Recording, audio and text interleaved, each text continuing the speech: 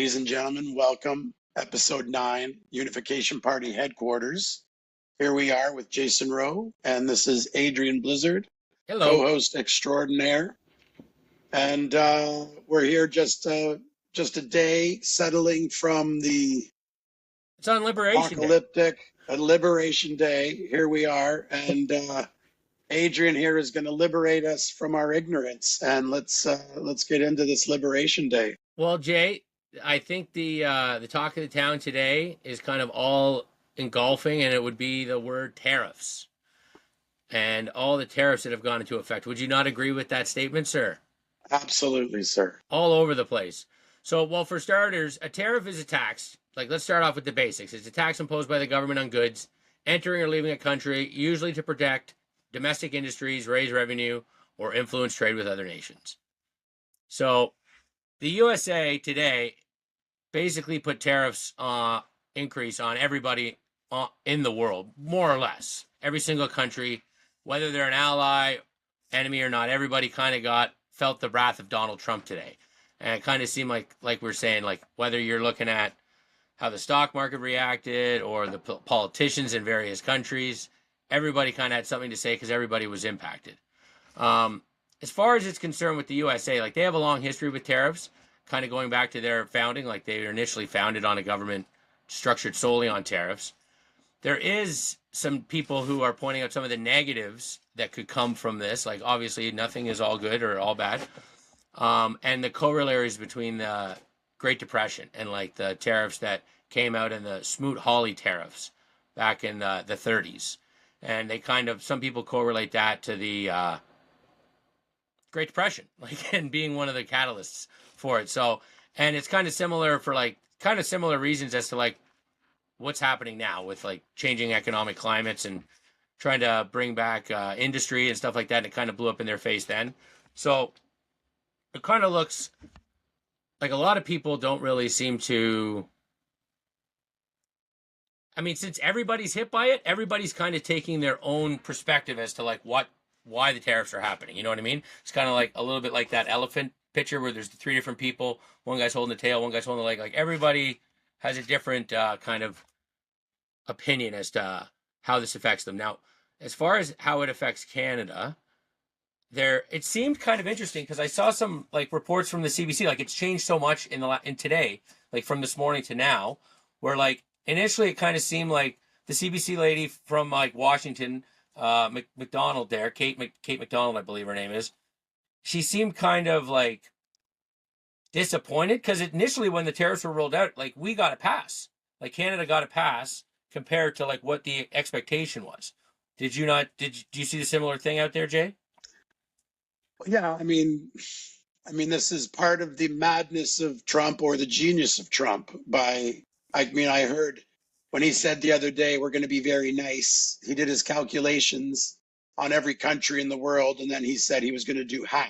That was his reciprocal tariffs. He was going to do half. Mm-hmm. And he said over and over again about how nice he was going to be. And so he's implying, because he had everybody so ramped up to expect the worst, where, I mean, there's still a 25% tariff on autos. There's still a 25% tariff on steel and aluminum. There's still this 10% tariff on energy, but all the other USMC negotiated free trade agreement type stuff, he's going to, like, leave alone. Yeah. Yeah. And everybody in Canada is celebrating, when a week ago they were crying about the tariffs now that still seem to be in place. I thought that was kind of funny. Well, and the other thing, it seemed like exactly that. Like, that was kind of the lady at CBC's take in Washington. She was like, it admitted it wasn't as bad as we kind of thought it might have been, but, like, was still, like, it's still a thing. Like, it's still not, even though when you look at it, like, it does kind of look like Canada and Mexico, like, two nations Trump was kind of, like, a little bit harder on at first about these particular issues. Like, it looks like we kind of acquiesced and we got a little bit something for that, relatively, to other countries. Now, there is. I don't think it has to do with that. I think it has to do with. I think there's legal ramifications that are probably greater. Like, Trump could use his threats. All he could do was threaten Canada and Mexico, like he threatened the rest of the world. And then a good chunk of the world he can tariff, but the putting the tariffs on products that have already been negotiated through the SMA. I USMCA, bet yeah. there's legal ramifications. So he probably was advised and or knew, regardless, he pulled back on that aspect, and I'm sure that's more accurate reason why. I agree. Would you not agree? I agree with that assertion. Like that's more than reasonable. Um, there is there could be a factor when it comes to our trading. It seems like more or less like they're waiting for the election to settle here, and they're probably going to renegotiate a lot of things with all like Canada and Mexico. I would assume it'll be like the three of us as usual, sitting down and maybe re-looking at some things. But that's just my assumption. One thing that Trump seems to make a big deal about is VATs, value-added taxes. That's affecting the EU pretty heavily. Now, there's a case to be made that the GST will be a factor when it comes to this, because essentially the problem with the GST, like if you're really going to look at it, like where would Trump might come from, a sincere point is for small American producers, it's kind of hard to comply with the CRA in order to receive a refund on that GST. So it is like a mild bureaucratic trade barrier, some people say. As well, if it isn't, like the way it's not a trade barrier is if it's equally enforced, like on domestic goods and imported goods from Canada, from Mexico and the United States. So that's actually going to be, I think, maybe an issue for Pierre, because I don't know if you saw it today, but his counter to all the madness and the tariff stuff was like removing GST from Canadian-made automobiles if he's elected, and he is encouraging the premiers to move along with them. I mean, it sounded good in theory. Had I not just been taking in all this tariff information today, I probably would have thought it was a great idea, because I usually am all for getting rid of taxes. I still think it's a great Well, idea. the only reason I wanted to, I mentioned to you before that we needed to look into the VAT taxes, and I think they're called, what were they, Value added. non-monetary or no, I know the VAT taxes, but there's a group of things that Trump and Besant and all of them were talking about, and they're called like non-monetary tariffs or something. Currency And they were manipulation is group another one of those, I believe. Yeah, yeah. That Yeah, and there are a bunch of like, because for instance, they take the value added tax, the VAT tax, and then they use the value added tax to subsidize the aluminum industry, for instance. And so then other countries can produce their aluminum cheaper than American aluminum because they take tax money from the value added tax to subsidize their local industry. So they were even talking about Quebec's language laws. yeah, Bill 96. And actually, funny enough, I did a little looking into that, and even Biden brought up the Bill 96, like Quebec language laws being a possible barrier to trade, which is, I think, a fair thing to make, because it's like, I think it's, the packaging, right? Like it's already kind of an inconvenience for Canadian producers to put everything in both languages. So I mean, it's a fair point, and I think these are, but I also think like GST, and even like if Pierre won and did the no GST on auto, and the language, I think it's just another card for the Americans to use when they're sitting down at the table to negotiate and try and like make things, because it's almost like with the tariffs that Trump's implemented today, he's created like a big bargaining chip out of hot air, like relatively, right? But Like he does that every time. I'm saying it's brilliant. It's brilliant. Absolutely. He's also serious, right? So it's a win-win whichever way the people go relative to like his long-term implications of like what this might be. But back to Bill C-96, just to say like, I did read something today on CTV about the Federation of Quebec Chamber of Commerce President Veronique, I'm going to butcher her name, Veronique Paulieu. She has been in Washington meeting with stakeholders, and then she's quoted as saying, like, in understanding it's not a major issue, everything that's a non-tariff barrier is being put on the table, and eventually this might be used for a renegotiation and trade agreement. So, which sounds very reasonable. Yeah. That was it. That was the term, non-tariff barriers. Yeah. And there was like some of the people who were really opposed to what happened today, they were using that, like one of the reasons they were against it was this like right there was like the fact that Trump was kind of gray with why some people got barriers and some people didn't, and they're like that just makes things confusing, and it's true. Like you're like, yeah, I guess it is kind of confusing. But I did see, was it Bennett is the guy's name? Sam. Basant. He was saying that like basically he was being interviewed. I saw outside the White House today and saying like more or less like just don't react, everybody. Like if you don't react, like now we know the markets will know black and white what's going on, and we can adapt accordingly. And like we now have our high watermark met. But like if you more or less just kind of saying like, look, if you go crazy with retaliatory tariffs, like you're just gonna make it worse. So like let's figure this out. Like we clearly just want to talk to everybody. Which Yeah. Well, he's got there. It's everyone's top priority. I did Every see. country in the world top priority. No, But did you see the 100%. country? Did you see the countries who have not acquiesced or who have completely acquiesced? Who are like, no problem. The list I have is Australia. Vietnam and Israel for start were big contenders in that regard for removing tariffs even before this came into effect. Australia. I also Australia Yeah. they but it, Australia said it's not the time to react. Not responding. That was reported. Could be well fact checked if anybody in the comments wants to fact check me on I'm that. pretty sure Vietnam removed a bunch of tariffs, like lowered a bunch of tariffs.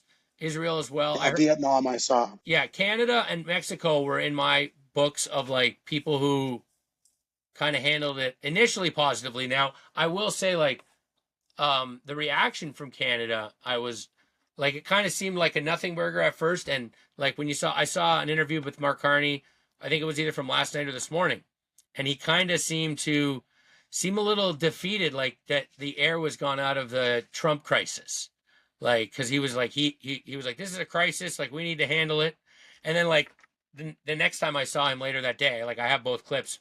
He was a lot more steadfast, and he was like trying to look like a strong man. And I think he was announcing But like why wouldn't they be celebrating like, oh, our initial negotiations have, look how well we've done. Like, you think it would has be a paid cause off. for celebration? Yeah, well, I think if you look at the polls, like the number one reason for liberal support right now is Trump, is fear of Trump, and they think Carney's the man, the steadfast statesman with the suit to come in and handle him. So if he doesn't have that Trump in the room, like he's got nothing, and that was like my kind of But I take. see it I see it, that does, I mean, that to me, it would make sense. I'm not even in Carney's camp, but you could argue, oh, we thought we were going to get hammered. The rest of the world got hammered. We didn't get hammered. And Carney just had that phone call with him going into this next election and through these turbulent times. Wow, look, Carney already has a big win. Carney That's, already knows how to that's, handle Trump. Like, yeah, there was. yeah, I that agree with you. There doesn't could have, have been that's that how it spin. seems like it would look. That to me would be the story. Yeah, but I think that would be rational. I think is the issue there, and I think a lot of like similar to like you and I are more likely to click on a Carney blunder video than like because you want more of that meat, right? So I think the base is they need it. They need like the bad guy to be there, the boogeyman, so that he can be the good guy to beat the boogeyman. They need a Cobra Commander for Mark Carney to fight because they Yeah, I are don't know. I think some of the polls I saw too also touched on the fact that even NDP, Green, and conservative voters, I think I mentioned maybe on our last show, they're all more worried about domestic issues, whereas liberal voters are worried about Trump. So I think he's kind of knows that like that's what's keeping them going. Because I don't know, again, like maybe it's my bias but I also initially the first time I saw Mark Carney speak, it was in Davos, and it was to Avi Yemeni, and I actually thought he was well spoken. Like he seemed kind of like reminded me of flashes of Obama as far as like, oh, this guy can kind of be funny, well, still like not saying anything, but still like talking like a normal human being. Like, and then like that was ever since then, it's just been this guy is like not used to being told no. This guy doesn't like he can't even handle softball questions from the CBC. Anyways, so I also and I wasn't really. I mean, I can't blame Carney for reacting like that. It's unfortunate that Pierre's reaction that even if he did win, he couldn't do the GST thing because it would be an infraction of our trade agreements, but it still sounds nice. And I guess there was Jagmeet Singh I mentioned earlier got his eyes rolled at a press conference by a girl in the background, which is kind of funny. Now, one of the big things a lot of Trump's negative, like the people who are displeased with this are saying is that like countries America has bad relationships with actually kind of got no real punishment at all, like Belarus, Russia, Iran, Venezuela are a couple that got like North Korea, But even I I think. heard a count. I got the counter to that is I heard. I think it was Basan again was asked about that, and he goes, "These are countries we're not supposed to be trading with. Period." So, and he was saying, and what we have in place for these ones is already existing sanctions, which are far severe.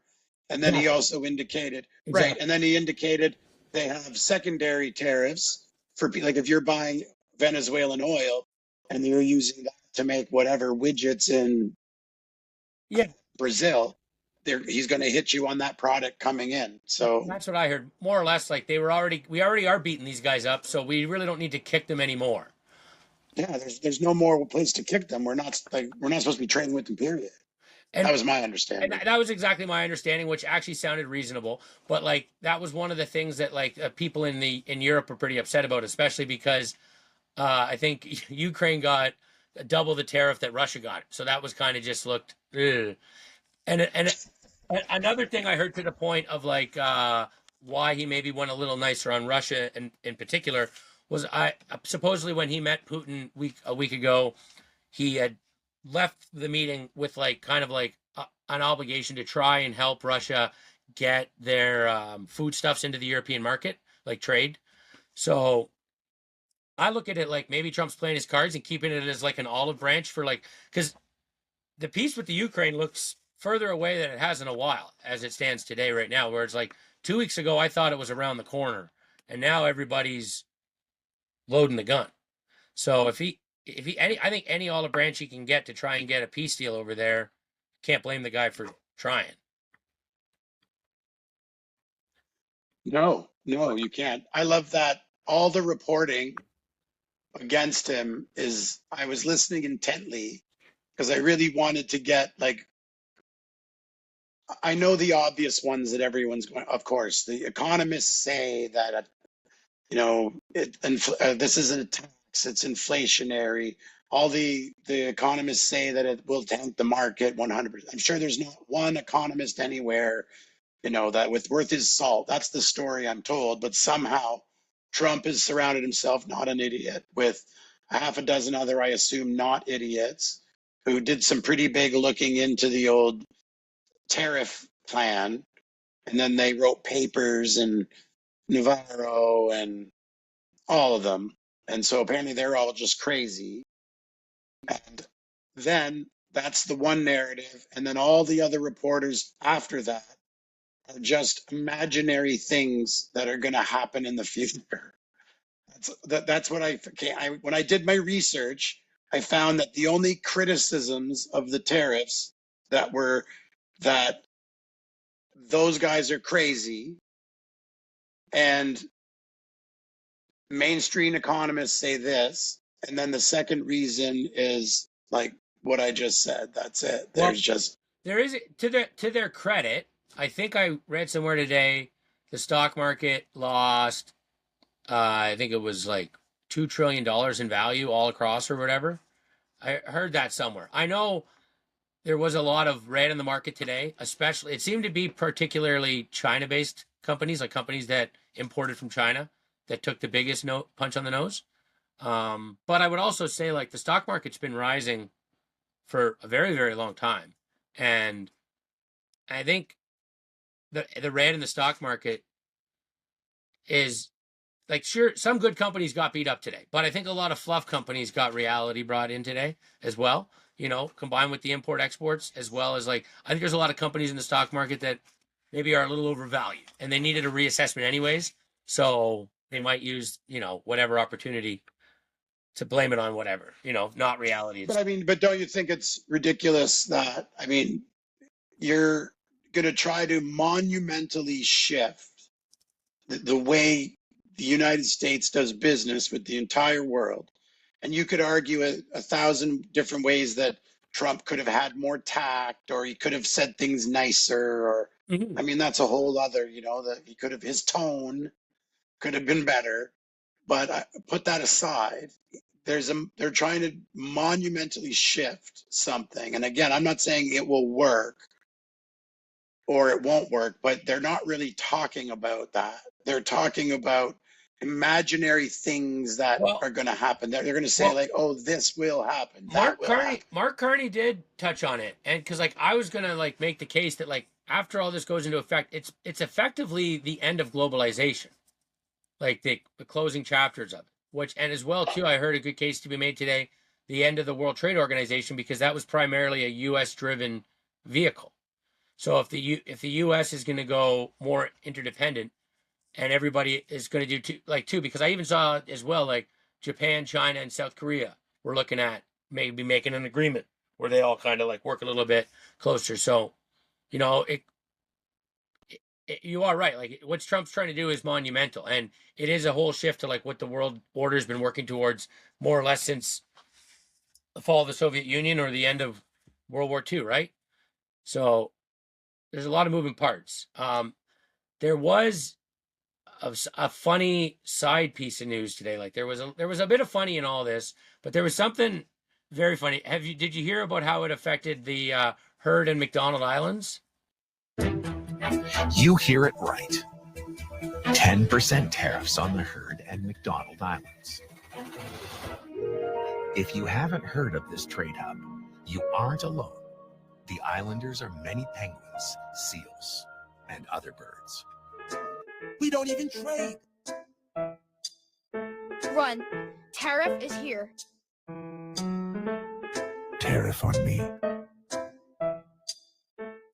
I thought it was cute. It made it put a smile on my face on such a trying to lighten the mood on such a serious topic because there's so many different takes on it. But Well, more or less, when I heard about this island there, I didn't realize there's like supposedly nothing there, which I still don't know if it's true that there's nothing there. But but everyone loves penguins. right, but my thinking was is Donald Trump is sending a loud and clear message that it's not personal. Yes. This Yes. is I don't care where you are. Yeah. My understanding is they took through whatever you, and again, I'm not going to argue about the way they calculated whatever they think they're owed, but Trump and his boys took country by country. And again, we could argue about the methods they used and the indices they calculated.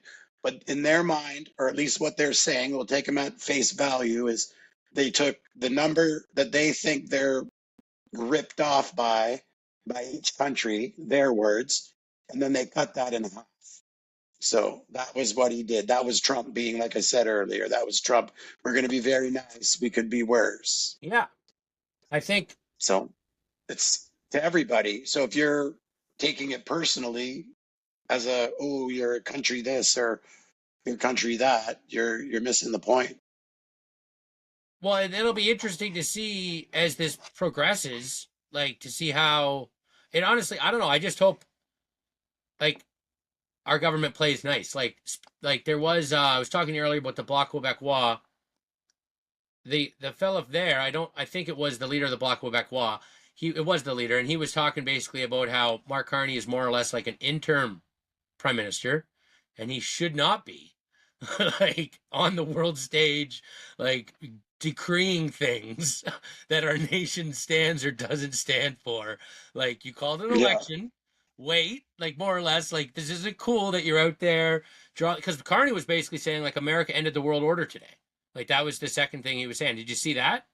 Where he was like, "It's No, not that particular. yeah, I have it if you want to see it."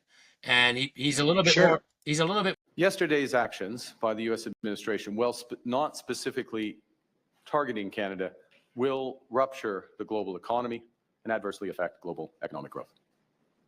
The global economy is fundamentally different today than it was yesterday. The system of global trade anchored on the United States that Canada has relied on since the end of the Second World War, a system that, while not perfect, has helped to deliver prosperity for our country for decades, is over. Our old relationship of steadily deepening integration with the United States is over. The 80-year period when the United States embraced the mantle of global economic leadership, when it forged alliances rooted in trust and mutual respect, and championed the free and open exchange of goods and services, is over. Well, this is a tragedy. It is also the new reality. We must respond with both purpose and force. We are a free, sovereign, and ambitious country. We are masters in our own home.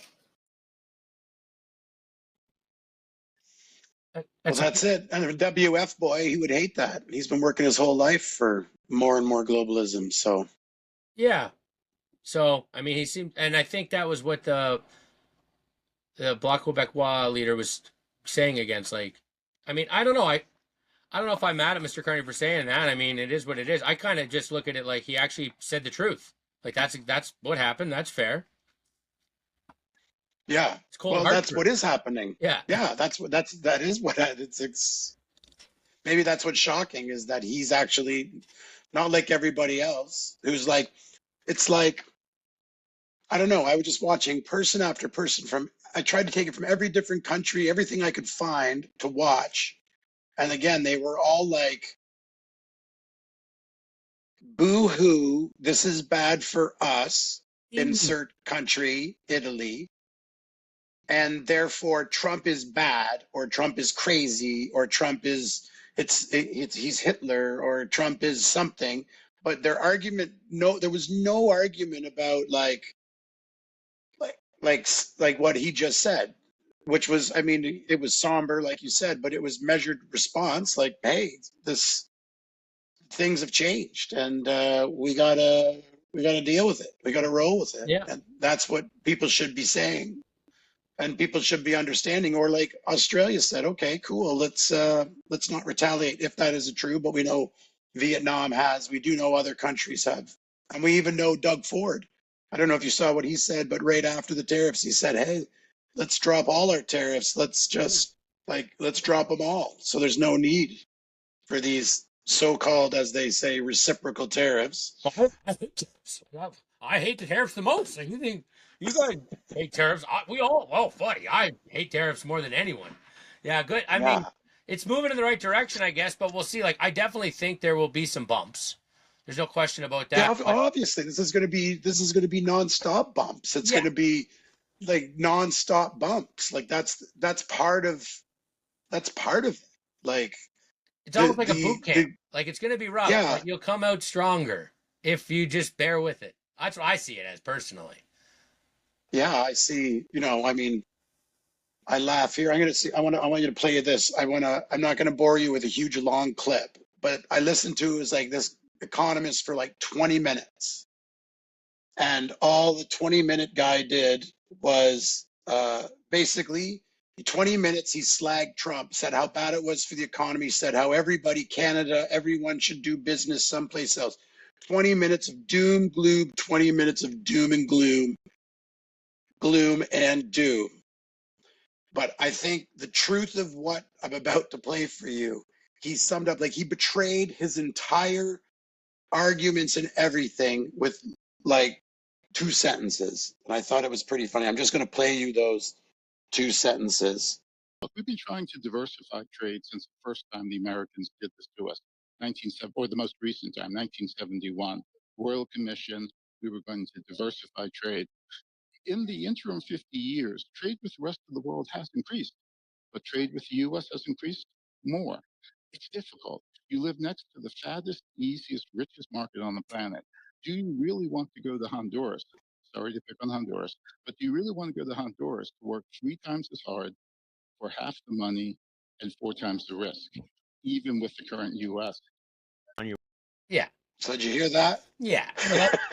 20 minutes before that, I only played you like the last minute. What do we do to diversify? And he says, straight up, fattest, juiciest plum is right beside us. And what are you going to do? What did he say? For their checks clear. Three times the work, half the money, 4 times the risk. Yeah. And then remember before, when we even did the comparison between, doing trade with the USA and then doing trade with Europe, and we determined, like, before you were talking about language laws and even just the barrier it was to repackage your stuff in French to sell in Quebec. We talked about that, 26 different languages of the 27 countries in Europe. Like, there's no way Canada, regardless of the tariffs, there's nothing we can do. I mean, even that's what I was more or less looking into for this this week's show. I was looking at, they estimated the European or the tourism business including snowbirds to the United States, was like a $20 billion industry a year. And they were indicating that somewhere around it could be up to a decrease of 10%, indicating that it could be a decrease of $2 billion. But mind you, severely targeted in certain areas. It'll be very devastating to select areas. But they're talking about first year revenues from tariffs of being in the neighborhood of $600 billion. I can't see how our lashing out in any way can have any, like, long-term or real negative impact. And I also noticed something interesting. I've spoken with about maybe half a dozen retirees coming back from Florida early, and they all used the first thing they said, and I'm not calling them liars by any stretch of the imagination, but sometimes you need a reason that sounds better to you, even yourself. But they all led with, of course, they're getting out of the States, don't know if they're going to go back. Snowbirds, no thanks. It's getting crazy down there with that crazy guy down there. But once they were done talking about that crazy guy, for the next 10, 15 minutes that I would be talking with them, they were just talking about how bad our dollar was and how expensive it was. And then I'm wondering how much of this, because I've seen a lot on the CBC, like, oh, Ted and Joan from Newfoundland they've had it up to here, and their first sale sign is up, and they know their neighbor Betty from Alberta, her condo's up too. And of course, there's a real estate agent who's ready to jump on board and say that the sky is falling. But I don't know. Like, I tried to calculate. I mean, you can ask Perplexity a thing in 1,000 different ways, but it's just so hard to get straight answers. And again, how anybody calculates anything. But I couldn't find any real significant way. In fact, even unrelated to this, I was looking at not even related to tariffs. They were talking about the amount of energy that, I can't remember, it was a couple of these northern states were taking from Quebec, had decreased by from an insane amount to a really small amount since 2022. Again, nothing related to tariffs. And the only concern there, when I was reading if you read down to the very end of the article where you get the interesting stuff, it was again, not related to tariffs. So they had nothing to gain by this article. It was pure energy article. And they were saying more or less, no big deal if we don't buy the energy from up north. It just costs the customer a bit more because we have to use oil and gas or whatever to fire, whatever it is. So even the threat of turning it off or slowing it down or adding a tariff, I mean, if they want to add a tariff to the energy that they're buying, then they might as well use their own oil and natural gas they've got lying around there anyways. So Yeah, you're just I stimulating more don't know. economy. Yeah. Well, and I Yeah, think which is exactly what Trump wants, right? That's exactly what he wants. I think we all know what's going to happen. Either Mark Carney or Pierre Poilievre is going to send a negotiating team, and we're gonna have to renegotiate and figure some stuff out. So hopefully that goes well. But basically, I feel like I don't know. I kind of feel like the bomb landed, and yeah, it's a mess outside, but I don't think the bomb's coming down just yet for a little while. It's calm now, although it does look like a mess out there, so to say, for Canada. Yeah, again, but I mean, I love it. Here's some tariffs we were putting on you anyways, and now we're happy to have them. That's the beauty of it. Relatively, it's here's what we think you guys are taking advantage of us for. We're going to charge you half of that in a tariff. So it's, quite frankly, it's kind of nice. It could be worse. Well, I mean, I do see the argument, Europe especially. I mean, they're not quite as integrated as we are with regards to, I'm talking direct infrastructure, like pipelines and energy grids and whatnot. Why wouldn't you put, if there's 20% tariffs, I'm just saying, I forget the non-tariff barriers. I'm not talking even VAT. but they have like, you don't, like, I know I've been to Europe a few times. I'm by no world a European, you know, smarty guy, but you do not see North American cars over there. Like they don't seem to access those markets. And again, I'm sure there's 100 different reasons why that may be. I Quality this, recall, quality that. I recall seeing Ford all over the UK when I was there in Ireland and Scotland. I recall seeing Fords, but like they weren't Fords you could get I'm here. They were all little yeah, Fords. again, I'm sure there's exceptions to what I'm saying, but this is what seems to be Trump is talking about, that Mm-hmm.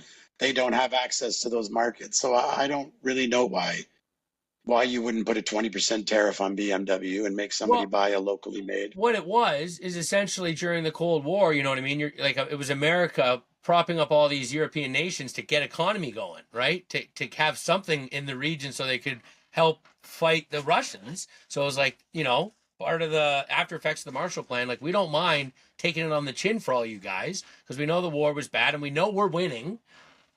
But now it's kind of like, oh shit, we're broke. Like, which I think.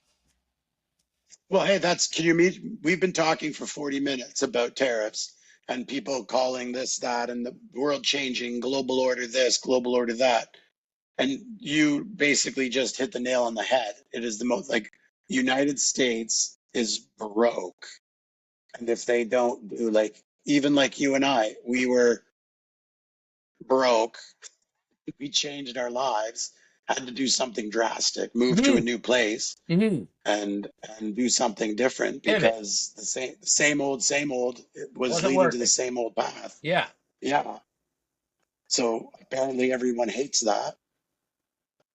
The rest of the world hates that. They want the business as usual, I guess. Well, They want the status quo. yeah, and I heard a case that this would more or less also kind of like could very well be the end of the European Union if everybody kind of gets away from globalization and the World Trade Organization and essentially the way it all works, like it would like it's not out of the question that they would maybe split up. Like we already saw England leave, and I saw a funny meme today of a guy saying like, "Thank you Brexit for saving us 10%," because England.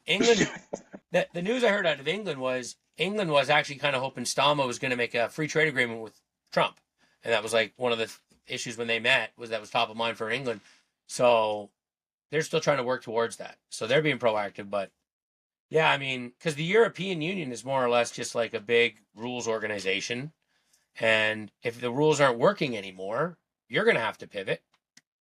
Well, I saw one commentator was talking about Ursula, how she was super skilled and had this, but I noticed that the reporter was very quick to say that despite not having a unanimous decision by all 27 nations, there was still things that she could do. I'm what I took from her. I'm sort of paraphrasing a whole lot, but I took from her was for her to come out of the gate and basically say that these countries can't agree on anything, and they're all going to have, like, for instance, if Italy sells enough stuff to the USA, like foodstuffs, and then Trump puts enough pressure on Italy. So I'm agreeing with you 100%. Like Trump with these different trade agreements with each country, EU, this, like, it could fracture those relationships, because Italy will say, like, no, I don't want to put a retaliatory tariff on wheat-based foodstuffs because then Trump is going to do a retaliatory tariff on that, and then therefore we're 100% going to lose access to our American market. So we veto, the EU's stance on this, and then Greece has got their problem, blah blah blah blah blah blah. Yeah. So I thought that was interesting that she said that out of the gate, Well, that there was already a problem. the other point I think the guy that I heard from was referencing more coming from the angle more or less of like Germany is kind of the bulwark of the European Union, relatively. Like they're the economic juggernaut. And they've had like 2 years of like stagflation relatively. Like they haven't had really much growth. And these tariffs are going to hurt them hard, right? Because they're big in the automotives, and like a lot of those German cars get sold to America. That's a big part of their sales. Combined with the fact that energy costs are rising all across Europe, and particularly hard in Germany because of some green energy policies that they've put in place over the last few years, crippling their industrial sector. So that, yeah, because like now if Germany has a recession, like it's all fun and games when Greece and Portugal do. But what happens? Business as usual. Because Germany's there to help you, right? Yeah, Now, what happens when Germany's not there? What if when they need help? And there's like obviously like if Germany's in a bad way, it's probably not a glorious day in France. It's probably, you know what I mean? Like, so yeah, there's a variety of factors that this could like decouple everything and like kind of the established world order that we've had since the Marshall Plan and all that in World War II, where America just subsidized all their little friends because everybody was destroyed and disheveled. And now it's payback time. I get there's a case to be made that like the world does owe America in a way. I guarantee you, America got more than its pound of I flesh said there's for a case. every. I agree. Yeah. They're not victims. The nation built and filled their pockets and protected their best interests. And again, that's what they're doing now. This time again, protecting their best interests, more or less. Yeah.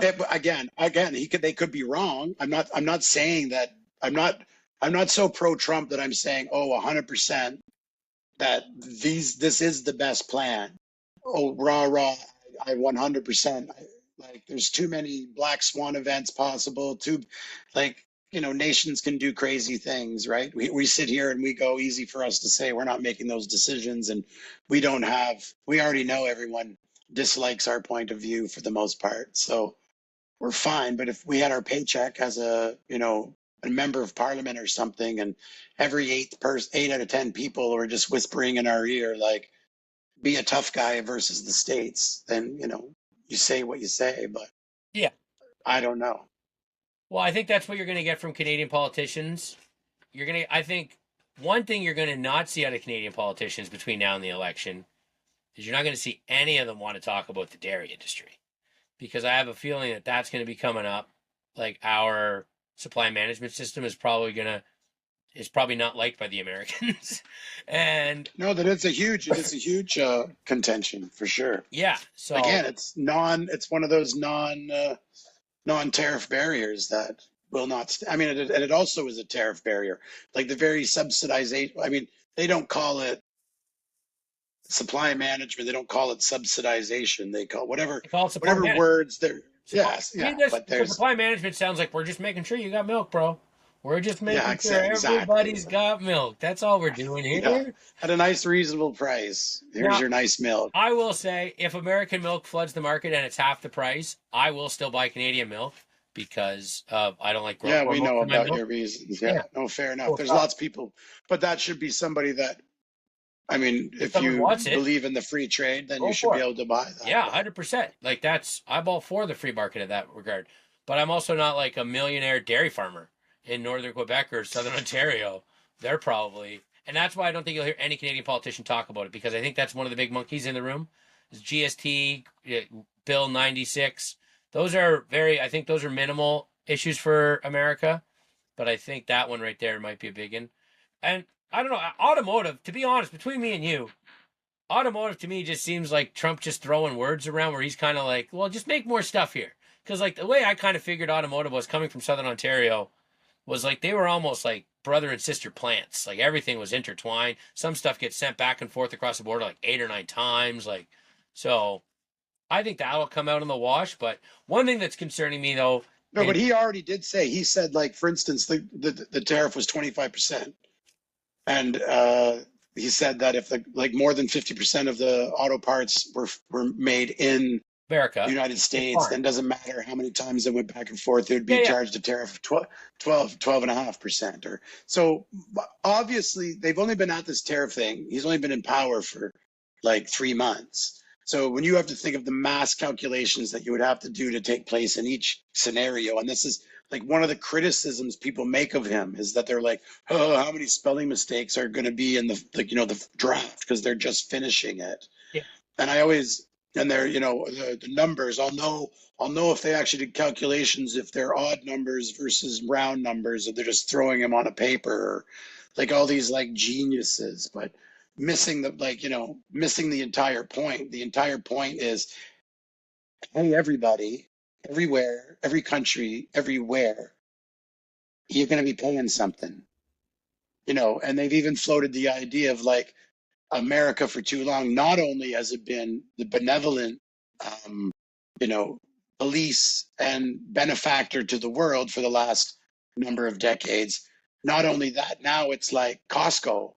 It's got everything you need. And if you want to do business with the Costco, you got to pay a membership. And the membership is going to be some base level. Like even Bissant was implying in that interview he did outside of the Capitol there, was that sort of, there was a, he even said like, yeah, relax. We're signaling but there's a basement, and maybe the basement's not so bad. Maybe you're Yeah, we got to find the 10%. floor.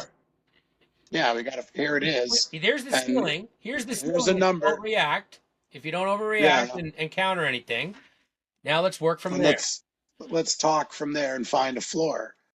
So did you see anything about China? Because I heard that they were, sorry to interrupt you there, brother. No, I'm done with that. They were like, their reaction to the tariffs were they're restricting Chinese companies from investing in the United States. But one of the things from a Canadian perspective I thought was interesting is there's canola tariffs that China imposed on Canada 100%, which really affects Saskatchewan in particular. And no one's really seems to be talking about it too much. And it does kind of seem like since the Liberals stand to win no votes in Saskatchewan relative to what they stand to win in the 905 in Southern Ontario where the automotive workers is, they seem to really only be talking about auto stuff and kind of completely ignoring what's going on. Well, I mean, in general, with all kinds of things that are going on in China, is not talked about near as much as, I mean, it probably should be. Significant what you think might warrant. Yeah, for sure. Yeah, for sure. And I do have a clip that I saw today of like one of the, I think it's the Liberal, one of the ministers, and like, I think he's the trade minister or something like that. And he was really trying to play it off like, well, we gotta work with them, but like we gotta figure it out. And supposedly, we're under investigation by China right now for dumping canola. Back. Are you talking about you and me personally? No, I'm talking about Canada, our country. Excellent. That we live in, that we love. Okay.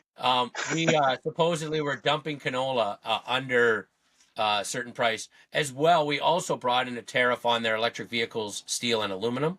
So it kind of seems to be just more tit for that in that regard. But again, like you just mentioned, I would like to see a little bit more out of our government in terms of like standing up to China. Like we can see how strong you are with Trump. Can you show me 5% of that with Xi Jinping, please?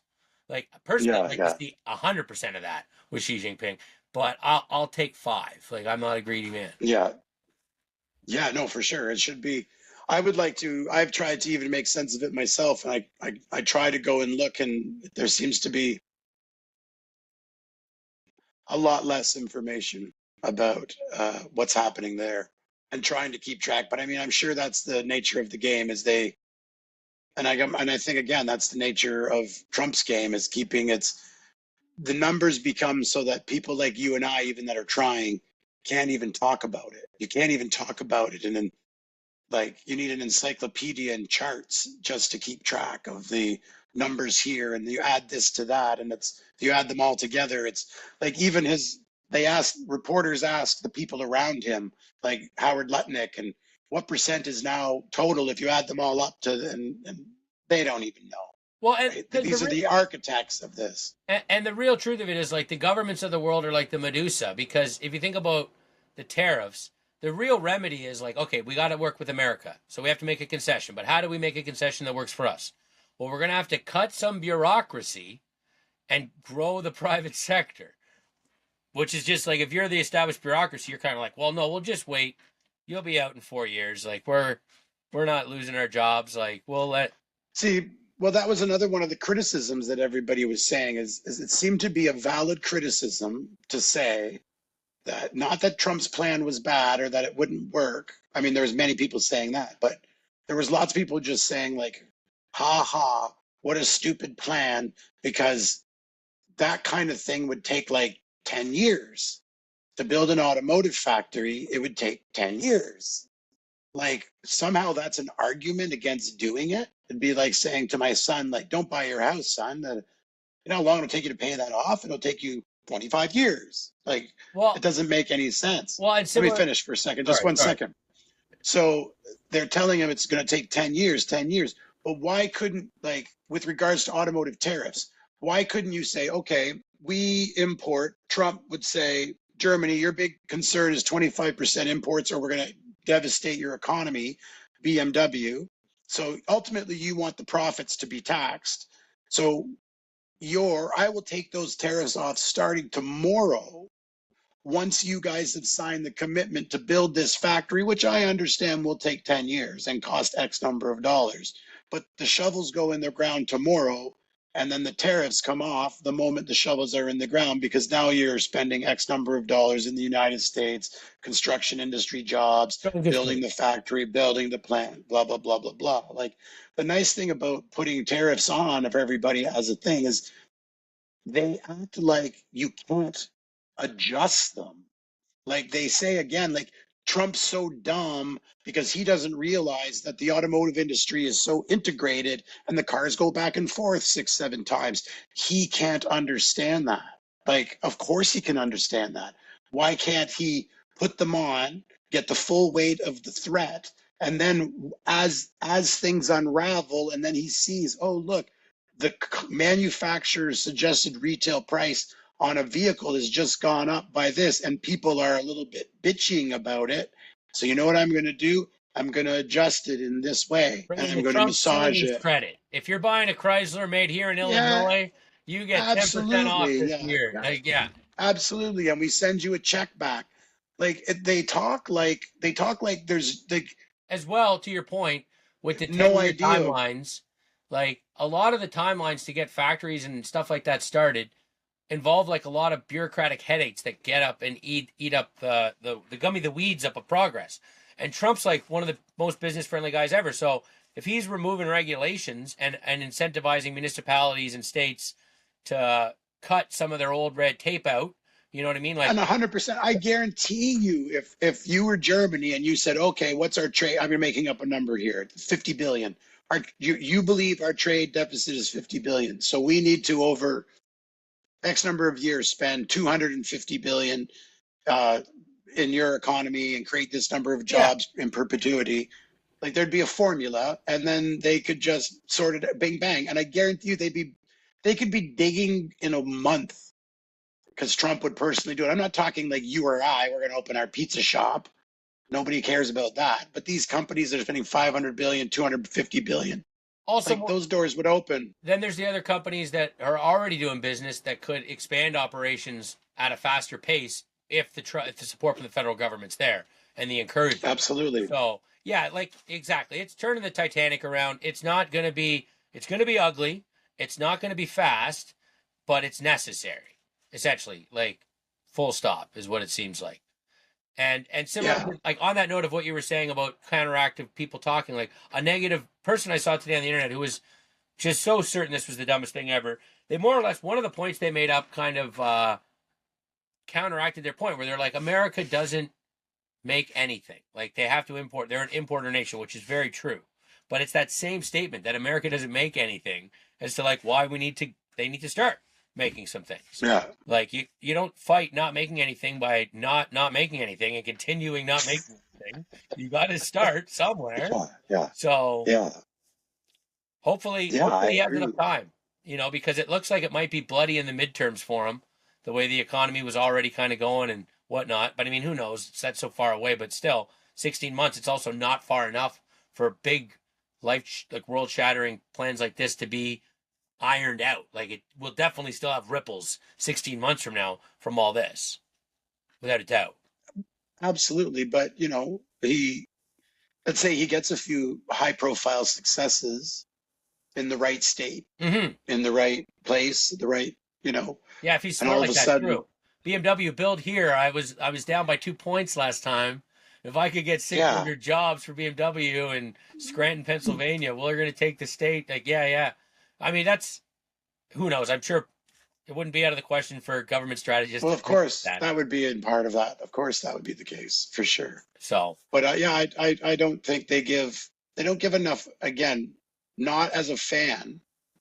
I'm just saying as their minds can't comprehend what's going on because they're stuck in the mode that he's an idiot. Yes. And they need to give him more credit.